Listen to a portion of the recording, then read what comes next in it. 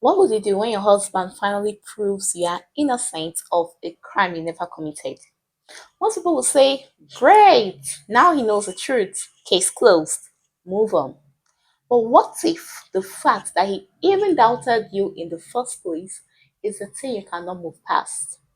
What if every time you look at him now, all you see is a man who watched you carry his children, bet his children, nurse his children through fevers and first steps and sleepless nights, and still quietly wondered if they were actually his?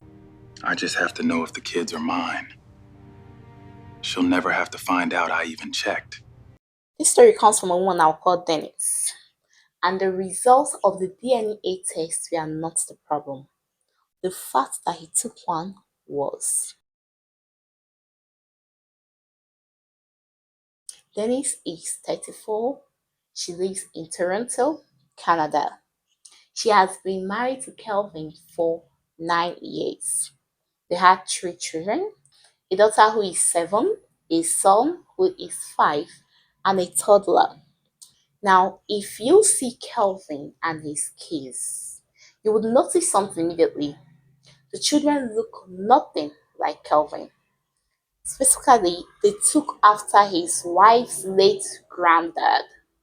He was a very tall, very light skinned man with striking features that skipped a whole generation and landed right on his great grandchildren.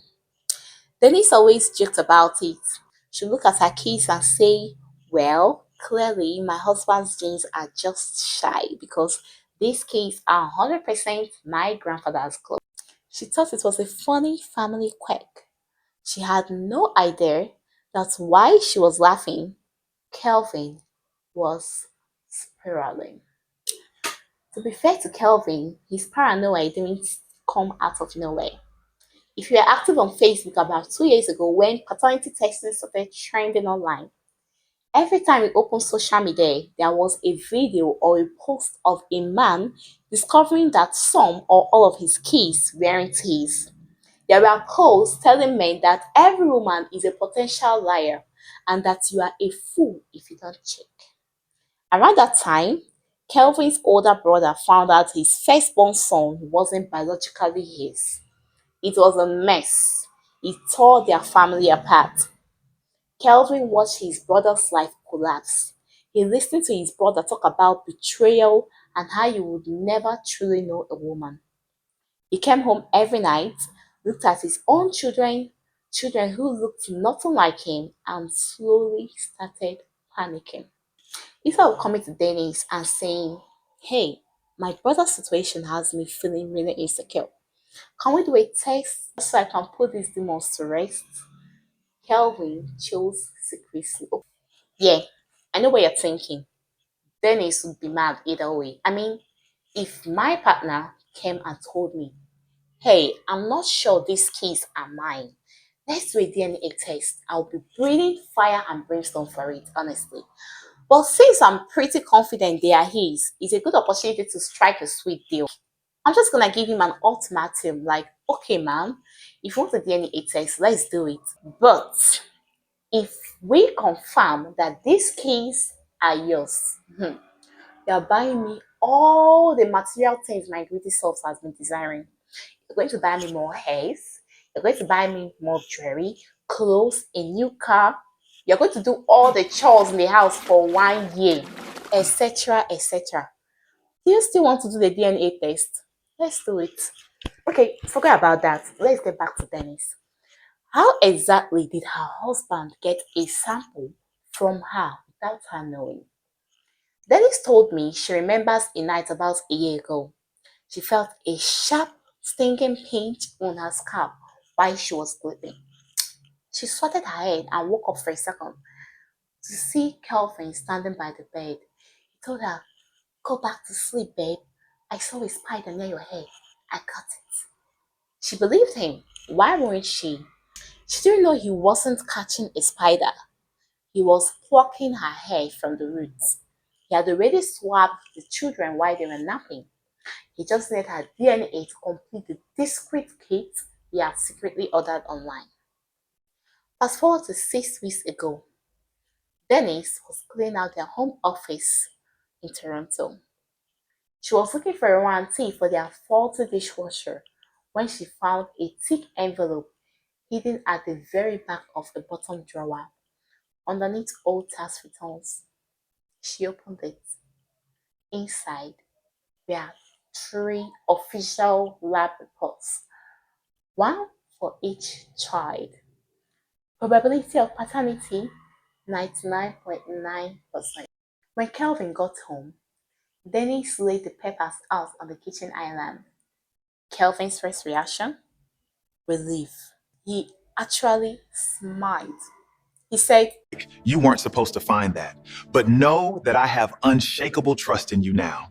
It's a win for the family. a win for the family? I need someone to explain the logic to me. Honey, I lied to you. I plucked your hair while you slept like you were elaborate, and I investigated your character behind your back for months. But hey, you passed! Congratulations on being a faithful wife. I already knew you were. It's like someone breaking into your house to check if you have a security system, and when the alarm goes off, they say, "Great job, the security works. You should thank me for testing it." Now, Dennis isn't going to leave him. She told me, "Sandra, we have three kids, a mortgage, and a decade of history. I'm not throwing my life away over a test result." But she is legitimately livid. She told me, "If he had just come to me and said, 'I'm scared because of what happened to my brother,' I would have been hurt, yes. I would have been mad that he didn't trust me. But I would have done the test willingly. I would have given him that peace of mind because I love him." The betrayal is the secrecy. By doing it in private, Kelvin decided that his peace of mind was more important than Danny's dignity. He decided that she wasn't a partner he could talk to, but a suspect he had to monitor. Something has shifted in that house. The warmth is gone. Every time Kelvin tries to be romantic, Dennis thinks about him standing over her with tweezers.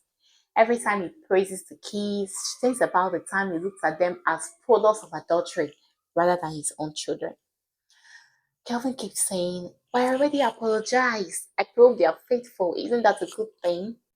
But Dennis told me, "He proved I am faithful. But he also proved that he is a man who keeps massive secrets while smiling in my face." Dennis, I know you're staying and I respect that. But don't let him gaslight you into thinking you are overreacting. You were treated like a stranger in your own home. Kelvin needs to realize that he didn't just confirm his fatherhood, he confirmed that he doesn't know how to communicate when things get tough. He didn't just get an answer, he created a whole new set of questions about who he is as a husband. This one is going to be a one in the comments. To the men, if you have a brother go through that and your kids looks nothing like you, would you do a secret test just to be sure? Or would you talk to your wife first? Or just ignore it completely, trusting your wife? To the women, if you found those papers, show your husband went behind your back to prove your faithfulness. Would you be able to look at him the same way? Would you forgive? Or is the secret test a deal breaker? Drop your comments below. Denise is ready, and she really wants to know if she's the only one who finds his action unforgivable. It's been 6 weeks since she's found those documents, and she's still giving him the cold shoulder. Is she overreacting?